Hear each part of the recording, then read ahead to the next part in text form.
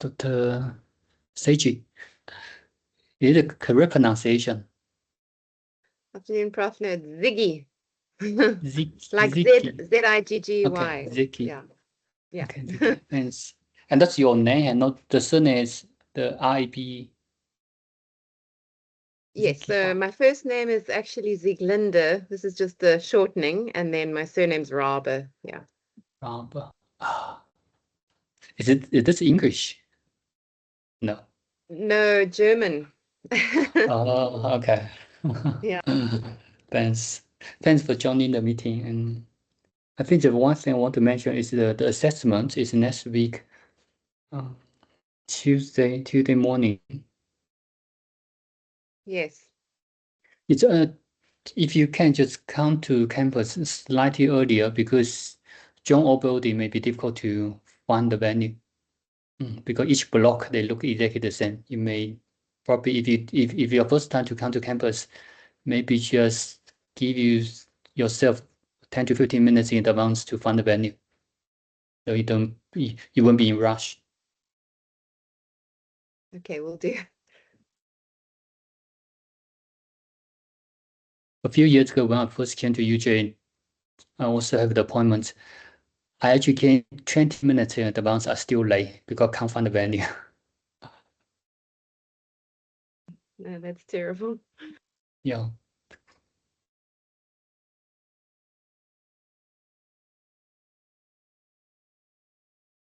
Do you have any questions? Prof, I just wanted to find out, okay, specifically about the assessment next week, the kinds of questions that one can expect. So should one expect a fairly broad question, like explain the theory of yin yang? And then also just wanted to know how in depth would one then have to go, or will you prompt us with various subheadings of the content that you would like? I just want to know,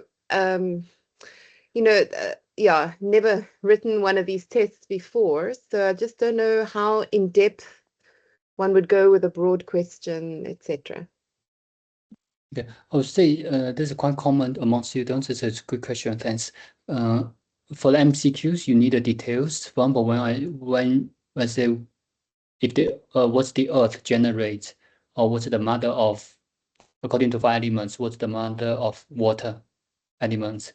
That is, you need to understand the flow, and then you have fill the blanks.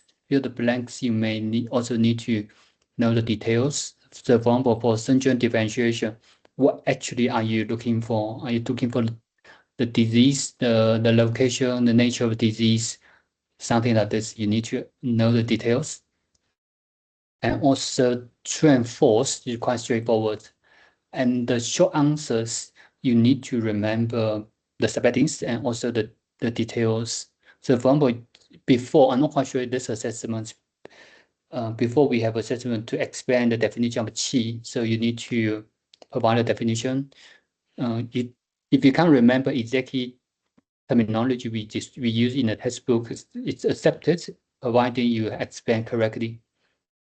So that's also why sometimes students is, for those two versions, there's slightly difference between the 2022 version and the current year version. Doesn't matter, as long as you can explain them according to your words, you still can get marks. And for example, for the 5 elements, you need to know the names of these elements. For example, for yin and yang, you may need to know the contents of the yin and yang. So for example, the waxing and waning, these titles, and also you need to understand the details. What does this mean? Not only the subheading.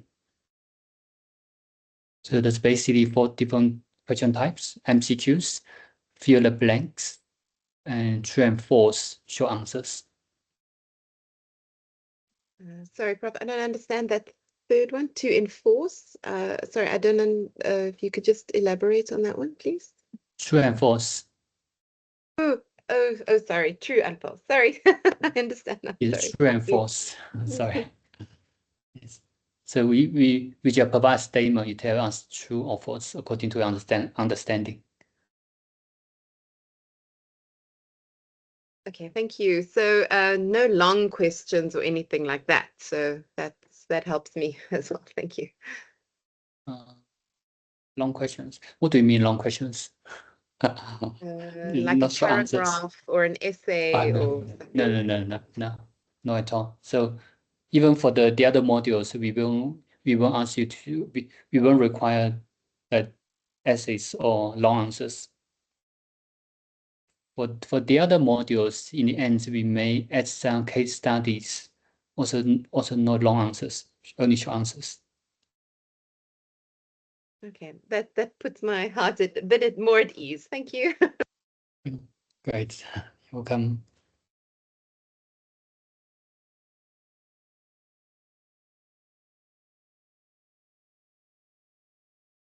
Can I ask one Another more one? question? Yeah, go Sorry. ahead.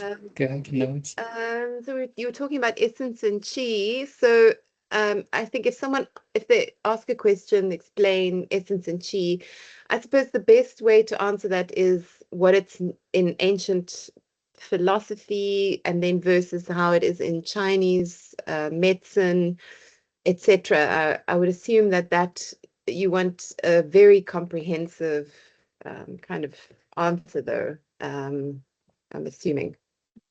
yeah, that's correct. And also the function of these fungal essence, the fungal qi, the invisible and constantly moving, like these keywords you need to provide. But Thank you. but when we ask what is the definition of qi or expand qi, then you don't need to expand the movement of qi. For example, the directions, ascending, descending, those you don't need to. Okay, thank you.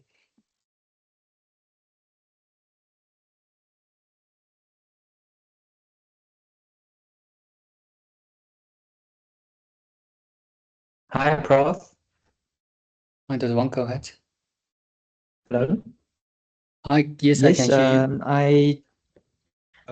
I just have a question in regards to the explanation of qi hua, where it says it's the transformation of essence and nutrients into qi, and but I'm not really grasping the like how this actually works. So where does it happen, and what is it that actually, what does qi hua actually means? I'm not quite sure where did you get this? What's the Yeah, writing? it's in Because I'm not familiar with the terminology. it's The correct translation.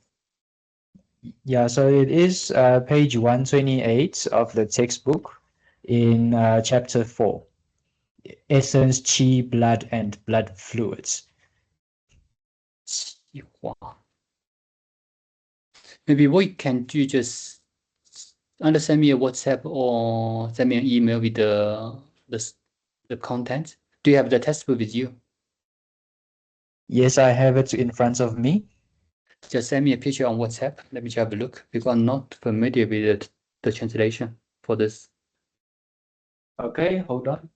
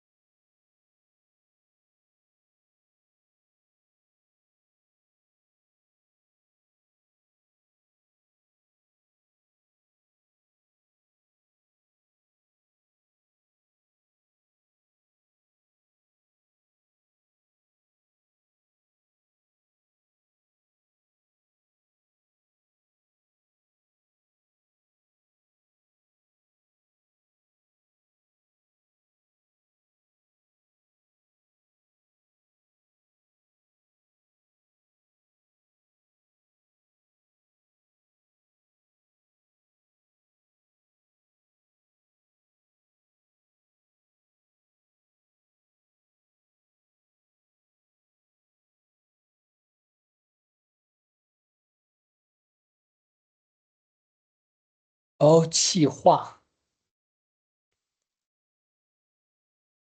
So 气化 just basically mean the the transformation of qi, the changes of the process of qi.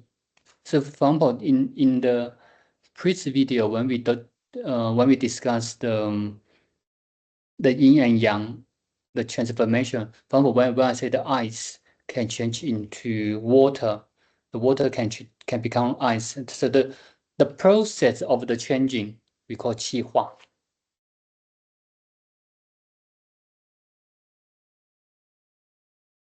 Okay, and does this qi hua process happen in any way of the body, like in the zangfu organs, and where it's necessary?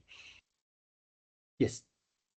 So all functions of zangfu organs, when they change, when they have some changes, then we call qi hua. So for example, when the spleen, the spleen function, the transformation and transportation of water and fluids, the process we call qi hua.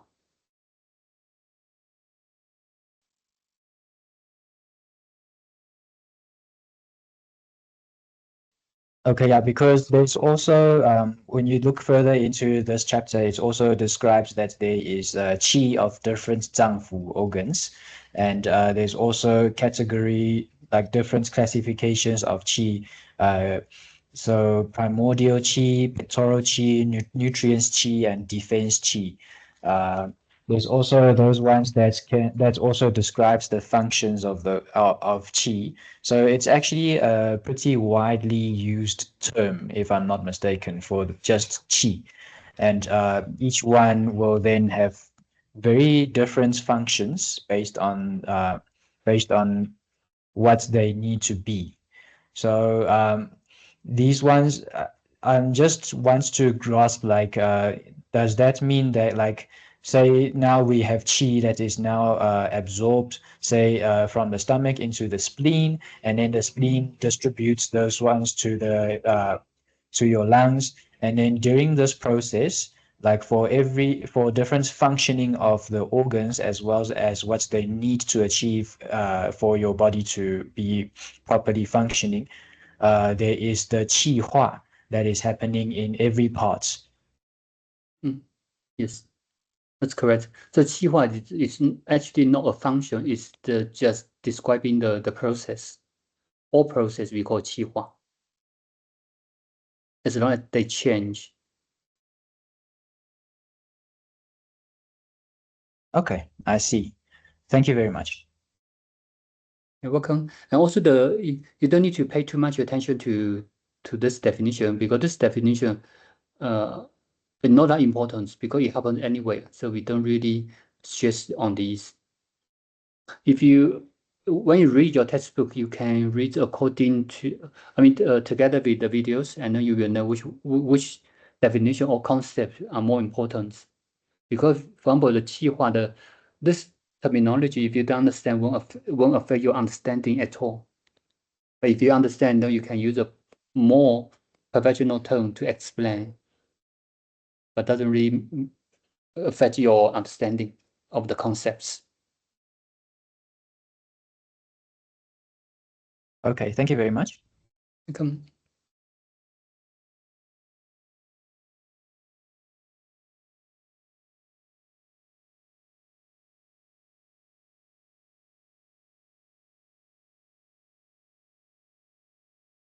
Okay, guys, do you have more questions? I don't have any new questions, Prof. Thanks for the confirmation. And Dr. Wang? No, for now, no, not really. Okay, perfect. We're going to end here, and good luck for your assessments. And next week, I will be in the clinic, so there will be another invigilator to invigilate your assessments. But if you want to see me, I'm available in the clinic on campus. Thanks, guys. Good luck. Thank you, Prof. Thank you very much.